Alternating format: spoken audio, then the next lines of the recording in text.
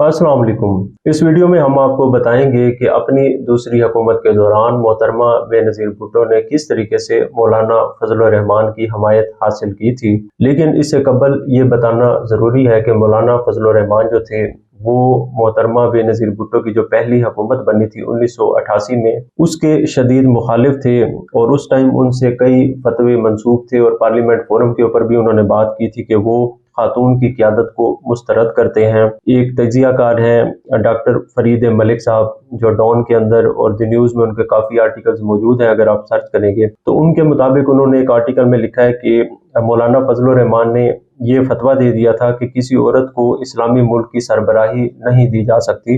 ये उन्होंने पहला जो दौर था बेनज़ीर भुट्टो जब पहली बार वज़ीर आज़म बनी थी 1988 में, उस टाइम उन्होंने ये इस तरह का फतवा दिया था बकौल डॉक्टर फरीद मलिक साहब। लेकिन जहाँ तक औरत की क़यादत की बात है तो इसकी मुखालफत वो खुल्लम खुल्ला कर चुके हैं। पार्लियामेंट के फोरम पर ऐसा मवाद और रिकॉर्ड मौजूद है जिससे मालूम होता है कि मौलाना फजल रहमान जो थे खातून की क़यादत को जो थे कबूल करने को किसी सूरत में तैयार नहीं थे। ये उनके जो पहला दौर हुकूमत था पीपल्स पार्टी का, उसमें बेनज़ीर भुट्टो की मुखालफत की जो है ये शवाहिद है। तो इसी सिलसिले में मैं एक छोटी सी उनकी स्टेटमेंट जो है कौमी असम्बली के फोरम के ऊपर जो उन्होंने दी थी वो आपके सामने पढ़ देता हूँ। जो मुतलका है ये 1989 के अंदर जब बेनज़ीर भुट्टो के खिलाफ तहरीक अदम एतमाद पेश की गई थी, तो उस दौरान मौलाना फजल रहमान भी इस तहरीक के हक में थे और उन्होंने एक तकरीर करते हुए कहा था कि जमीयतुल उलमा इस्लाम जमहूरियत की बहाली की जदोजहद में MRD के प्लेटफार्म पर पीपल्स पार्टी की पार्टनर जमात रही है। जो ज़िया दौर के अंदर तहरीक चली थी जमहूरियत की बहाली की, उसकी यह बात कर रहे थे। जमहूरियत की बहाली की इस जदोजहद में हमें पीपल्स पार्टी की क़यादत से कुछ तवक्कुआत थी और जब वो तवक्कुआत पूरी नहीं हो रही तो इस पर हमारा दुख और हमारा रंज एक फितरी अमल है। हमारे ख्यालात और हमारी तरजीहात से हुकूमती जमात पूरी तरह वाकिफ है। हमारे इस्लामी और दीनी तसव्वुरात,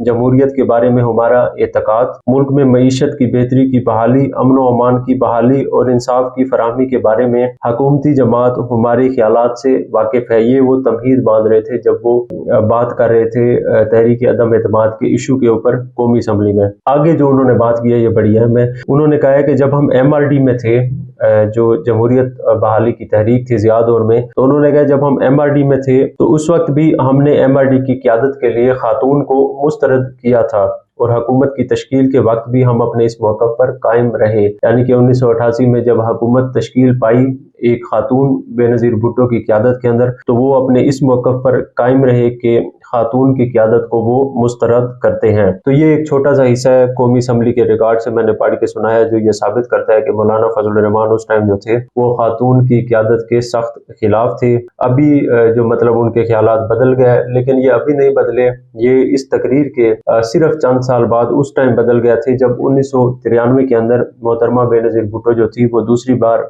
जो थी हुकूमत बनाने में कामयाब हो गई थी। तो इस दौरान उन्होंने मौलाना फजल रहमान की जो शदीद किस्म की मुखालफत थी और अपोजिशन थी उसको मोल लेना गवारा ना किया और उन्हें राम करने के लिए उन्हें दो चीज़ें दी। एक चीज़ जो है वो इल्ज़ाम है और ये जो इल्ज़ाम है ये नून लीग ने उस टाइम लगाया था और बहुत ही बढ़ चढ़ कर लगाया था। ये इल्ज़ाम जो है ये भी मैं आपको बताता हूँ। और दूसरी चीज़ जो है उसके शवाहिद मौजूद है, वो रिकॉर्ड उसका सारी चीज़ें मौजूद है कि वो मौलाना फजल रहमान को जो थी उससे नवाजा गया था। पहली चीज़ जो थी, जो इल्ज़ाम है जिसके कोई ठोस शवाहिद मतलब नहीं है, इल्ज़ाम अभी तक ये दोहराया जाता है, वो डीजल परमिट्स थे। 1993 के अंदर जब हुकूमत पहली बार बनी थी, 1986 तक जब रही थी, तो मौलाना फजल रहमान को मुबैना तौर पर पीपल्स पार्टी हुकूमत ने डीजल परमिट्स देकर उन्हें राम किया था। इससे इल्ज़ाम था मौलाना के ऊपर कि उन्होंने इससे बहुत ज़्यादा माल बनाया था, पैसे बनाए थे। और ये जो इल्ज़ाम था उस टाइम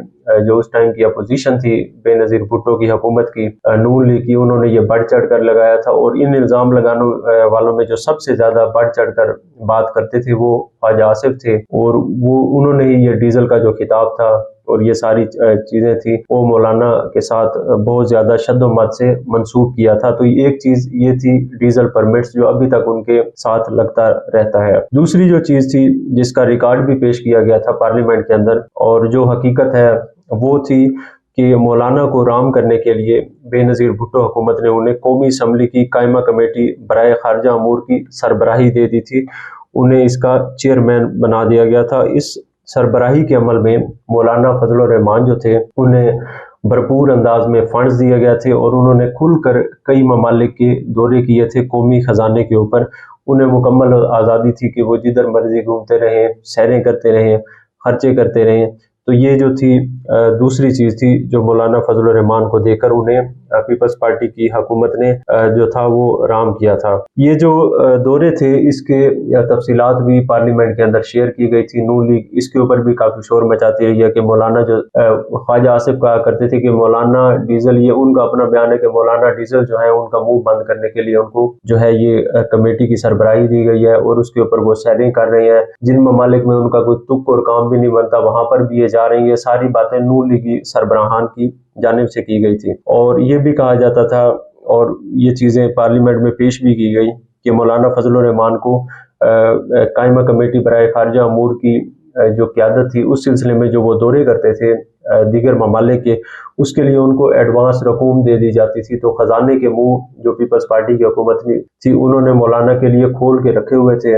مولانا جو تھی ان کی منمانی تھی، جدھر چاہیں وہ مرضی جا سکتے تھے۔ اس طریقے سے جو تھا یہ دو چیزیں جو ہیں ان سے منسوب ہیں کہ ان دو چیزوں کی مدد سے پیپلز پارٹی حکومت نے، بے نظیر بھٹو حکومت نے مولانا فضل الرحمان کو یہ دو چیزیں دے کر قائل کر لیا تھا کہ خاتون کی جو قیادت ہے اس کو قبول کرنا چاہیے، مسترد نہیں کرنا چاہیے۔ اور جو 1988 کے اندر 1989 کے اندر وہ ایک موقف اپنایا کرتے تھے خاتون کی سربراہی کو قبول نہ کرنے کا، اس کو انہوں نے صرف 3 برس میں ہی ٹھکرا دیا۔ کن چیزوں کے لیے ٹھکرایا؟ غیر ملکی دوروں کے لیے، ایک قائمہ کمیٹی کی سربراہی کے لیے، اور بقول نون لیگ ڈیزل پرمٹس کے لیے جو وہ کہا کرتے تھے۔ خواجہ آصف اس الزام کو دہرایا کرتے تھے، اور ابھی تک یہ الزام جو ہے مختلف حلقوں کی جانب سے، سیاسی جماعتوں کی جانب سے دہرایا جا رہا ہے۔ یہ وہی ٹائٹل ہے جو خواجہ آصف نے ان کو دیا تھا۔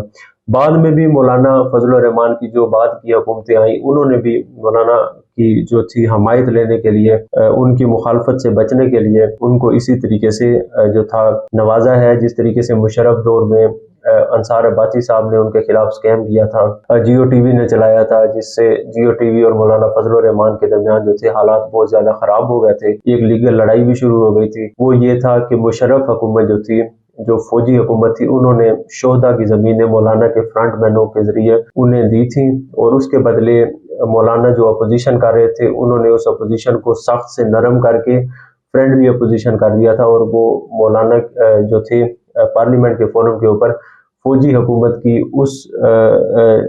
اس طریقے سے مخالفت نہیں کیا کرتے تھے جو ایک اپوزیشن لیڈر کا یا اپوزیشن جماعت کا جو تھا ایک فریضہ ہونا چاہیے تھا۔ تو اس طریقے سے مولانا جو تھے انہیں مشرف حکومت نے بھی اسی فارمولے سے رام کیا تھا، ٹھنڈا کیا تھا، جس طریقے سے محترمہ بے نظیر بھٹو نے انہیں مبینہ طور پر ڈیزل پرمٹس دے کر اور قومی اسمبلی کی قائمہ کمیٹی برائے خارجہ امور کی سربراہی اور قومی خزانے کا منہ کھول کر کھلے دوروں کی جو تھی اجازت دی تھی۔ تو اس طریقے سے مشرف نے اور بعد میں زرداری حکومت نے، اور ابھی تک یہ سارا سلسلہ جو ہے چل رہا ہے۔ اس مولانا کی جو تھی حمایت لینے کے لیے سب نے وہ نسخہ اپنایا۔